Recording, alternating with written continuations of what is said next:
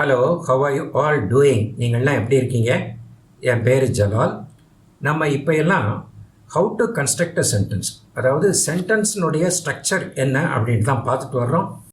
ஏற்கனவே part 1 and part 2 பார்த்துட்டோம். இன்றைக்கி பார்ட் 3ல் நம்ம ஃப்ரேசஸ் அண்ட் க்ளாசஸ் இதை பற்றி பார்ப்போம். அதாவது ஒரு சென்டென்ஸ்க்கு அதனுடைய காம்போனன்ட்ஸ் என்னென்னா பேசிக் ஸ்ட்ரக்சர் தெரியணும். இது பார்ட் 1ல் பார்த்துட்டோம். அதுக்கப்புறம் பார்ட் 2ல் நம்ம காம்ப்ளிமெண்ட்டை பார்த்தோம். அதுக்கு பிறகு இந்த அட்ஜெக்டிவ்ஸ் அண்ட் அட்வர்ப்ஸ்ன்னு இருக்குது, அதாவது டிஸ்கிரிப்ஷன் ஆஃப் த சென்டென்ஸ். அதை நான் ஏற்கனவே ஒரு வீடியோவில் நான் பண்ணி உங்களுக்கு அப்லோட் பண்ணி கொடுத்துருக்கேன். நீங்கள் அதை பார்த்துக்கோங்க. அதுக்குள்ளே லிங்க் நான் கொடுத்துருக்கேன், நீங்கள் பார்த்துக்கோங்க கிளிக் பண்ணி. இன்றைக்கி நம்ம ஃப்ரேசஸ் அண்ட் க்ளாசஸை பார்ப்போம், அதாவது பார்ட் 3ல். அதுக்கு பிறகு பார்ட் 4ல் நம்ம டைப்ஸ் ஆஃப் சென்டென்சஸ், அதாவது simple sentence, complex sentence, compound sentence, இதை பற்றி பார்ப்போம். இதெல்லாம் தெரிஞ்சு வச்சோம்னா நமக்கு ஸ்ட்ரக்சர் ஆஃப் த சென்டென்ஸு தெரியும். இது நமக்கு ரொம்ப எசென்ஷியல், அதாவது நம்ம ரிட்டன் லாங்குவேஜுக்கும் ரீடிங் பண்ணுறதுக்கும் ரொம்ப அவசியமாக இருக்குது அதனால் இது முக்கியமான சாப்டர் தான், முக்கியமான லெசன் தான். நம்ம இன்றைக்கி ஃப்ரேசஸ் அண்ட் க்ளாசஸை பார்ப்போம். வாங்க பார்க்கலாம்.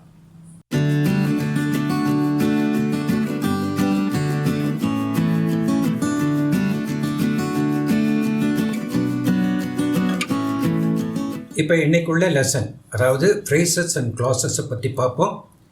இந்த லெசனுடைய கான்டென்ட்டை ஒரு டாக்குமெண்ட்டில் ப்ரிப்பேர் பண்ணி இந்த வீடியோவுக்கு கீழே உள்ள டிஸ்கிரிப்ஷன் பாக்ஸில் லிங்க்கில் கொடுத்துருக்கேன். You can click it and take a print out of the document. அதை உங்கள் ரெஃபரன்ஸ்க்கு வச்சுக்கோங்க. இப்போ இன்றைக்கி லெசன்னு பார்ப்போம். அதாவது ஃப்ரேசஸ் அண்ட் க்ளாசஸ் நிறையா பேர் கன்ஃபியூஸ்டாக இருக்கிறாங்க, ரெண்டுக்கும் வித்தியாசம் தெரியாமல் இருக்காங்க. There is only one similarity, அதாவது both phrases and clauses are group of words. அந்த ஒரே ஒரு சிமிலாரிட்டி மட்டும்தான் இருக்குது.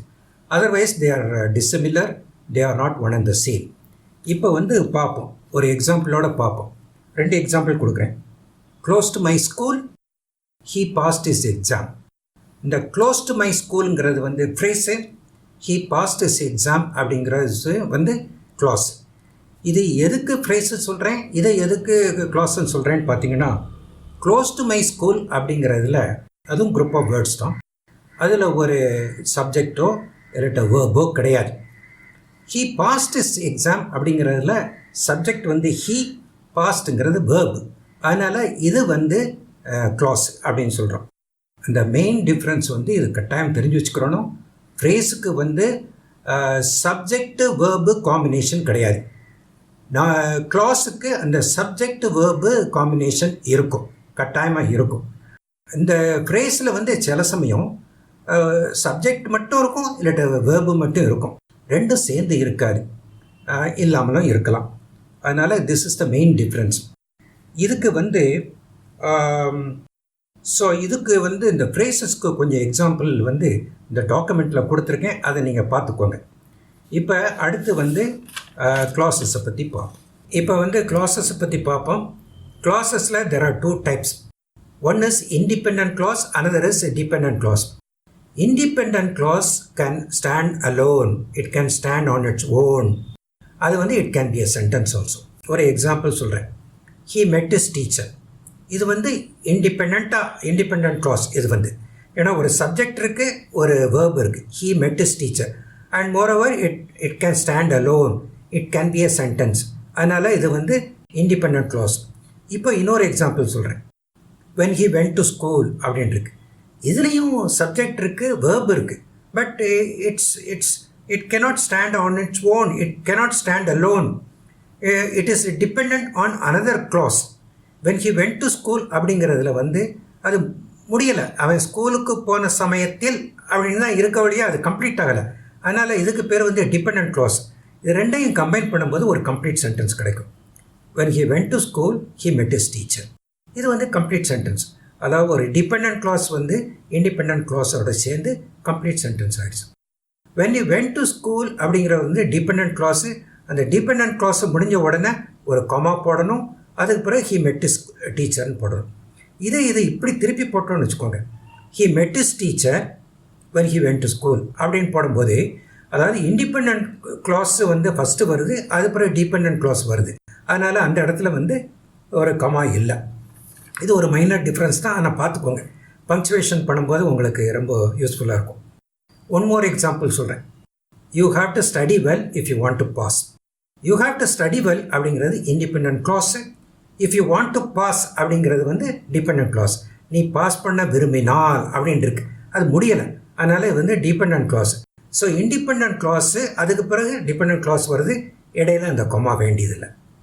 இது இப்படி போட்டோம்னா, if you want to pass comma வருது, you have to study well. If you want to pass comma you have to study well அப்படின்னு சொல்லணும்.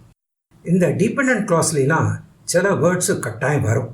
இப்போ நம்ம சொன்ன சென்டென்ஸில் வந்து வென் வந்தது, இஃப் வந்தது. இது போல் before, after, whoever, whenever, where, if, unless, because இப்படி உள்ள வேர்ட்ஸ் வந்து இந்த வேர்ட்ஸ் எல்லாம் வச்சு டிபெண்ட் க்ளாஸை நம்ம ஃப்ரேம் பண்ணணும். இதுதான் இது. இப்போ வந்து நம்ம இந்த ஃப்ரேசஸையும் க்ளாஸஸையும் கம்பைன் பண்ணி உள்ள சென்டென்ஸு இன்னும் கொஞ்சம் எக்ஸாம்பிள் பார்ப்போம். அப்போ வந்து தெளிவாக தெரியும். வாங்க பார்க்கலாம்.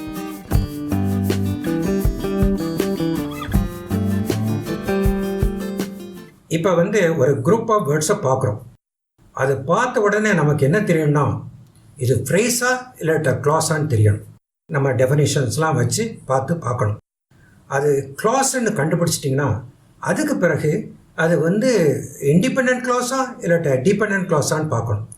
இப்படி டிஸ்டிங்க்டாக நம்ம தெரிஞ்சுக்கிட்டாலே போதும். நம்ம வந்து எவ்வளோ பெரிய சென்டென்ஸாக இருந்தாலும், எவ்வளவு க்ளாஸஸ்ஸு ஃப்ரேசஸ் இருந்தாலும் நமக்கு வாசிக்கிறதுக்கும் எழுதுறதுக்கும் ரொம்ப ஈஸியாக இருக்கும். அதனால தான் இந்த லெசன் வந்து ரொம்ப இம்பார்ட்டண்ட்டு. பாருங்கள், இப்போ வந்து எக்ஸாம்பிள்ஸோடு சொல்லி கொடுக்குறேன். ஒன்று வந்து unless you work hard you will not get through இந்த எக்ஸாம். இப்போ பாருங்கள், அன்லெஸ் யூ ஒர்க் ஹார்ட் அப்படிங்கிறது வந்து டிபெண்ட் க்ளாஸ். ஏன்னா இது முடியலை, நீ வேலை நல்லா கடுமையாக ஒர்க் பண்ணாலே ஒழிய அப்படின்னு இருக்குது. ஸோ இது முடியலை. Unless you work hard you will not get through இந்த exam. You will not get through இந்த எக்ஸாம்ங்கிறது வந்து independent clause. So it's a combination of dependent clause and independent clause. So it's a complete sentence full of meaning. அப்புறம் next sentence பாருங்க. After dinner we went to sleep. So ரெண்டு இருக்குது. After dinner அப்படிங்கிறது வந்து group of words. இது வந்து என்னது, இதில் சப்ஜெக்ட் இருக்கா வெர்ப் இருக்கா ஒன்றும் இல்லை. ஸோ இது வந்து ஃப்ரேஸ் தான். ஆஃப்டர் டின்னருங்கிறது phrase. we went to sleep அப்படிங்கிறது வந்து இட்ஸ் அ கம்ப்ளீட் க்ளாஸ். அது வந்து ஒரு independent clause. So phrase and independent class இதனுடைய காம்பினேஷன். மூணாவது பார்ப்போம். we went for a jog before the sunrise. we went for a jog அப்படிங்கிறது வந்து it's a complete sentence. Because ஒரு நவுன் இருக்குது, ஒரு சப்ஜெக்ட் இருக்குது, ஒரு வேர்ப் இருக்குது. ஸோ இது வந்து independent class. Before the sunrise அப்படிங்கிறது ஃப்ரேஸா இல்லாட்ட க்ளாஸாக பாருங்கள். இல்லை நவுனு எதுவும் இருக்கா? பிஃபோர் த சன்ரைஸ் அப்படிங்கிறது ஒரு நவுன் இருக்குது.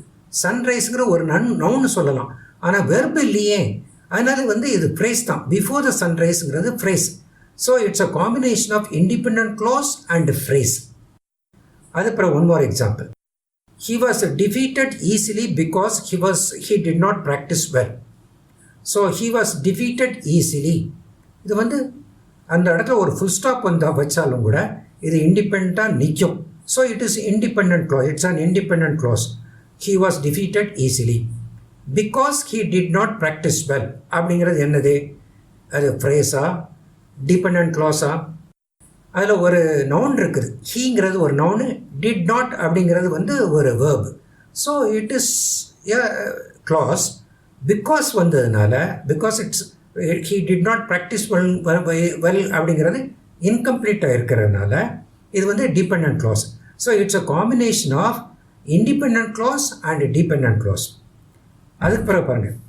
Because he did not sleep well last night he couldn't do his exam well.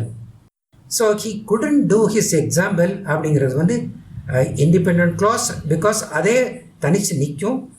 Because he did not sleep well last night அப்படிங்கிறது வந்து இன்கம்ப்ளீட்டாக இருந்தாலுமே அந்த குரூப் ஆஃப் வேர்ட்ஸில் வந்து ஹீங்கிற ஒரு நவுன் சப்ஜெக்ட் இருக்குது, டிட் நாட் அப்படிங்கிற வேர்ப் இருக்குது. அதனால் வந்து இது clause தான், ஆனால் வந்து dependent clause because வந்ததுனால. Because he did not sleep well last night அப்படிங்கிறது ஒரு இன்கம்ப்ளீட்டாக இருக்குது. அதனால் it is a dependent clause. அதுக்கப்புறம் one more example. Before leaving home he remembered to take the file. ஏற்கனவே சொன்னது தான், நீங்கள் பாருங்கள். அது என்னண்டு பிஃபோர் லீவிங் ஹோம்ங்கிறது வந்து ஃப்ரேஸ், பிகாஸ் அதில் வந்து ஒரு நவுன் இருக்குது. ஹோம்ங்கிறது ஒரு நவுன் தான், ஆனால் அதில் வேர்ப் இல்லை. அதனால் இது வந்து என்னது ஃப்ரேஸ் தான். Before leaving home he remembered to take the file. he remembered to take the file அப்படிங்கிறது இண்டிபெண்ட் க்ளாஸ். ஏன்னா ஒரு சப்ஜெக்ட் இருக்குது, ஒரு வேர்ப் இருக்குது, இது ஒரு கம்ப்ளீட்டாக இருக்குது. அதே இதை இப்படி திருப்பி போடுங்க. he remembered to take the file before he இல்லை அதே இதை இப்படி பாருங்கள். he left before he left home he remembered to take the file. before he left home அப்படிங்கிறது என்னது? இது வந்து ஃப்ரேஸா க்ளாஸா? ஒரு சப்ஜெக்ட் இருக்குது, ஹீங்கிறது ஒரு சப்ஜெக்ட், லெஃப்ட்டுங்கிறது ஒரு வேர்பு. ஸோ இது க்ளாஸ் தான். there is a subject verb combination, so it is a clause but dependent clause because before he left home அப்படிங்கிறது இன்கம்ப்ளீட்டாக இருக்குது. so it is a dependent clause and independent clause வந்து he remembered to take the file. அப்படிதான் இந்த previous சென்டென்ஸ்க்கும் இதுக்கும் உள்ள வித்தியாசத்தை பார்த்துக்கோங்க. ஒன்று வந்து ஃப்ரேஸு, நெக்ஸ்ட்டு வந்து பிஃபோர் he left home அப்படிங்கிறது வந்து dependent clause. இதுதான், these are the differences. There is one important point to remember. The point is, a sentence must have an independent clause. To the independent clause, we can add one or more phrases, dependent clauses or independent clauses. That is immaterial. What is material is, a sentence must have an independent clause.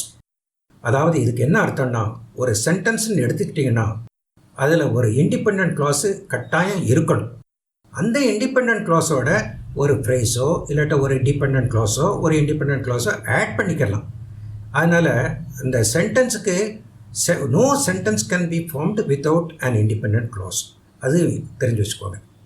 அந்த independent கிளாஸில் உள்ள subject வெர்புக்கு பேர் main subject, main verb.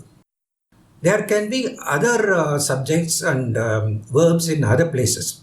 அதெல்லாம் வந்து secondary subject and secondary verbs தான். Main verb வந்து இந்த independent க்ளாஸில் உள்ளது தான் main verb and main subject. இப்போ before I close today's lesson, I just want to clarify a doubt raised by one of the subscribers.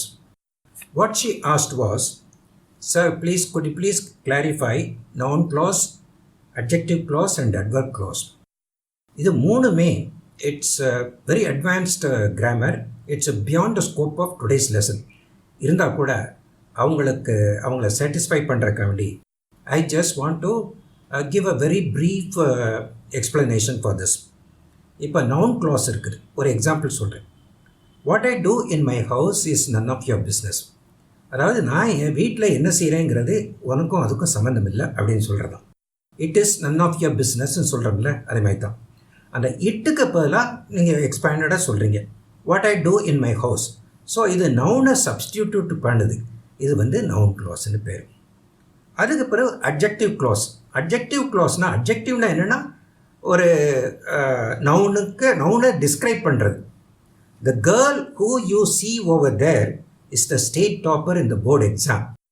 அந்த கேர்ளை பார்க்குறீங்களா, அந்த கேர்ள் தான் ஸ்டேட் எக்ஸாமில், போர்டு எக்ஸாமில் டாப்பில் வந்தவ அப்படின்னு சொல்கிறீங்க. The girl who you see over there, who you see over there is an adjective clause because girl வந்தால் ஒரு நவுனு, அதை டிஸ்கிரைப் பண்ணக்கூடியது. அதனால் இது வந்து அட்ஜெக்டிவ் க்ளாஸ்னு பேர். அது பிறகு adverb class. although he worked hard, he failed in the exam. So he worked hard அப்படிங்கிறது வந்து அட்வர்புக்கு அதாவது வேர்பை குறிக்கக்கூடிய ஒன்று. அதனால் இது வந்து அட்வர்பு கிளாஸ். இது மூணு எப்படி இருக்குது, இதுதான் எக்ஸ்ப்ளனேஷன். இதை வந்து ரொம்ப விரிவாக சொல்லணும்னா இது வந்து அட்வான்ஸ்டு கிராமர். அது இன்னொரு லெசனில் பார்த்துக்கலாம். இப்போ இன்றைக்கி இந்த லெசனை இதோட க்ளோஸ் பண்ணிக்கலாம். Thank you very much. Bye bye. All the very best.